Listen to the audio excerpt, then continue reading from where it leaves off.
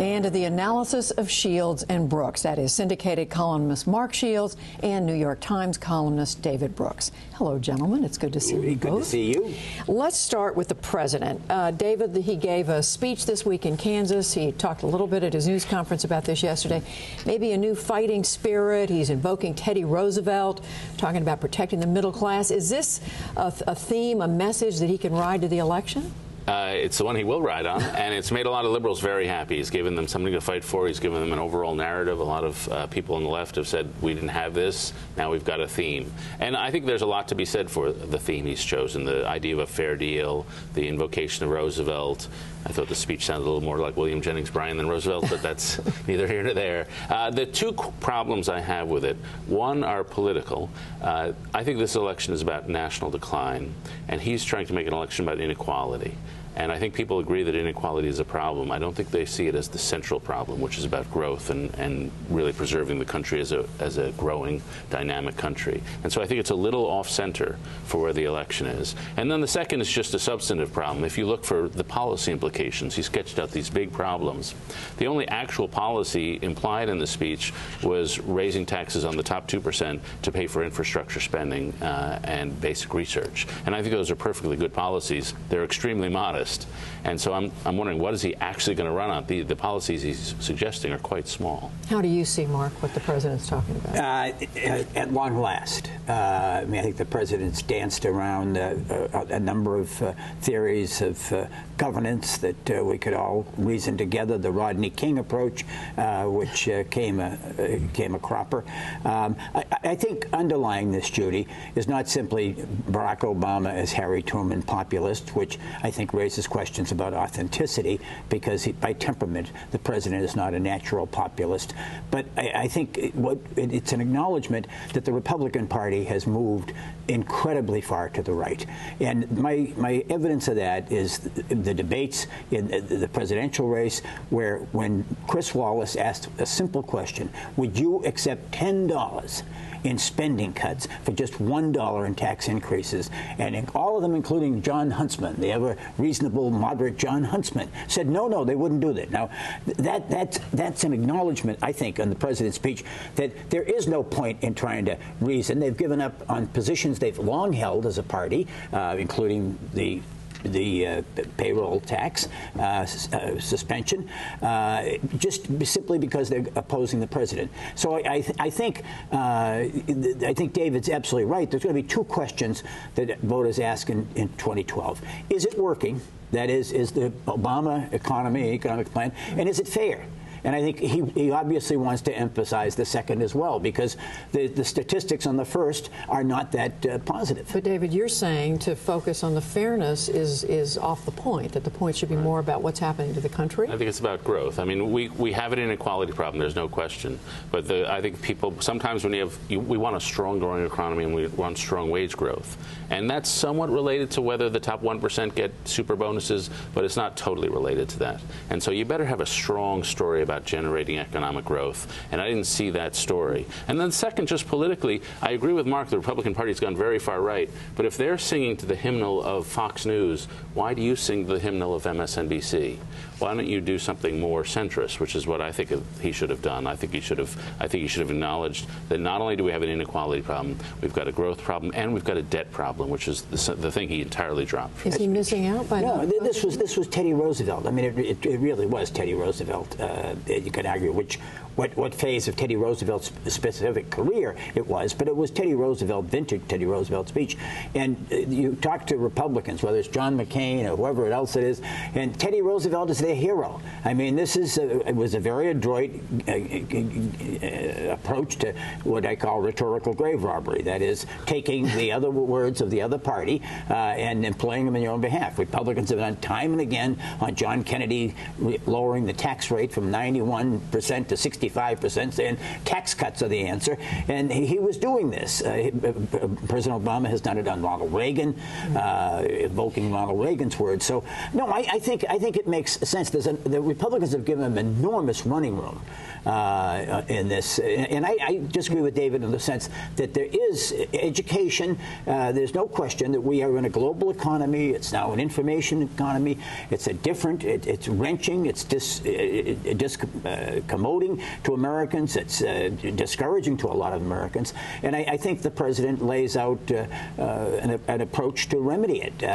But these are uncertain times, and I think we're looking for a certain trumpet, and I think he sounded it. Yeah, he did sound one, and Mark alluded to what I think it opens up the way for a potentially interesting debate, which is late Roosevelt versus early Roosevelt. As Mark suggested, there were phases to the guy. And the early Roosevelt, the one people like me tend to like, was the president as president who was making sure competition was fair, but really pushing free market competition. The later Roosevelt was a more progressive Roosevelt who fell under a book by a guy named Herbert Crowley, which the argument there was businesses become really big. We have to make a big government in order to counterbalance that power.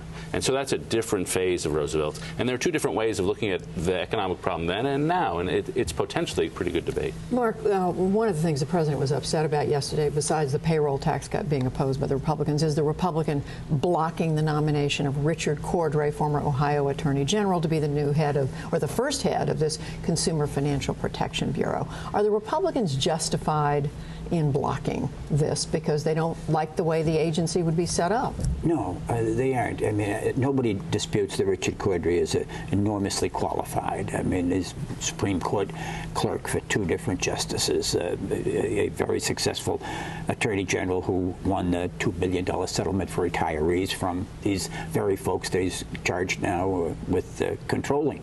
And even Dick Shelby, the Republican ranking member from Alabama, acknowledges that.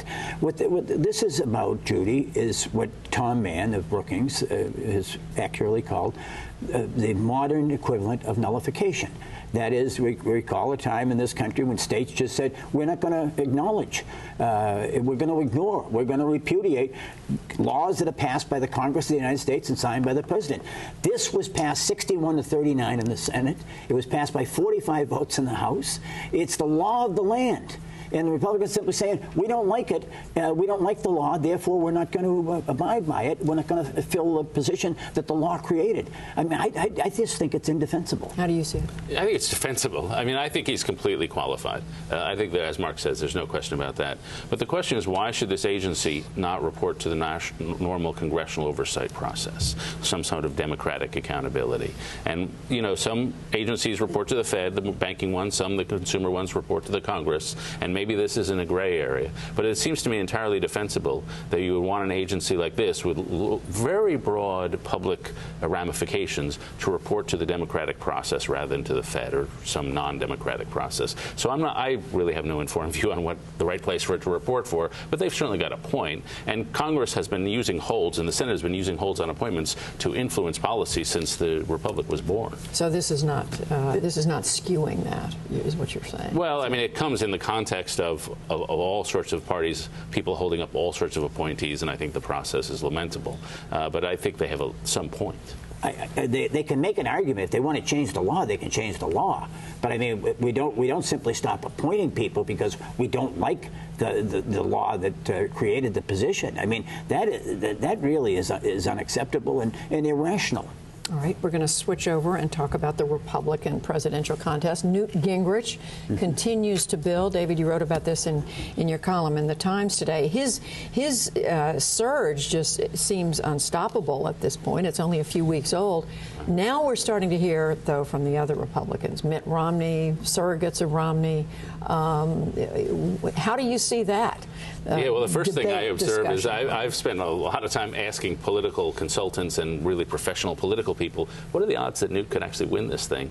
And some people say, who really know what they're talking about, oh, it's 70-30, he'll probably win. Other people also who have run presidential campaigns. The nomination. You're right. Oh, okay. Other people say, oh, it's only 10%. And so there's a wide variety of how seriously to take this thing. And it's interesting to watch Republicans here in Washington react, because I think I know 2 people who worked with Newt in the glory days in the 90s who think he could be a credible nominee.